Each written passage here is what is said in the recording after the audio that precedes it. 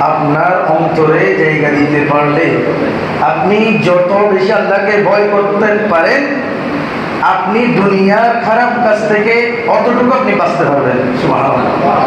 আল্লাহর ভয়কে যত প্রাধান্য দিবেন তত আপনি তাকওয়াবান। মুমিনের ক্ষেত্রে, মুত্তাকির ক্ষেত্রে, পরহেজগারের ক্ষেত্রে আপনি সর্বোচ্চ পর্যায়ে পৌঁছবেন। সুবহানাল্লাহ। এটা আমার কথা, এটি আমার কথা নয়।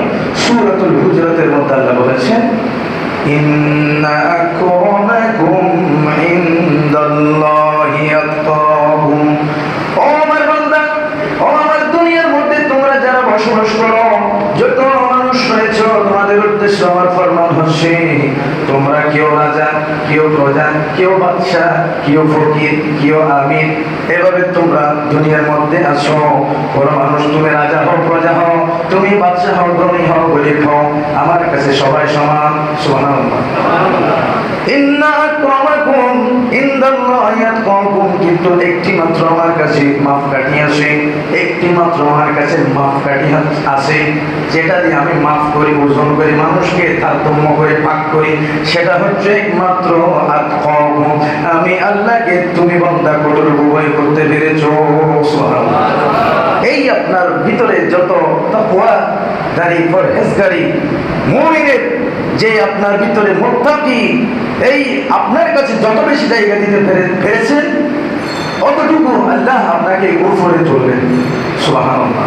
ক্লাসিফিকেশন, আপনাকে শ্রেণী ওয়াইজ ভাগ করে নেবেন আল্লাহ রাব্বুল আলামিন।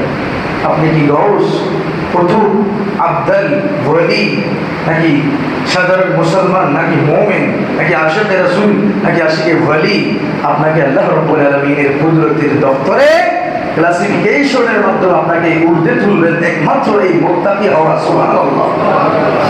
আল্লাহ বলেন এই জন্য, ইয়া আইয়ুহাল্লাযীনা আমানু, তোমরা ঈমানদার বান্দা, ইত্তাকুল্লাহ, তোমরা আমি আল্লাহকে ভয় করো।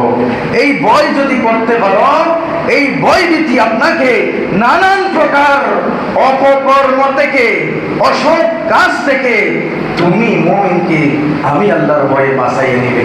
সুবহানাল্লাহ। নতুবা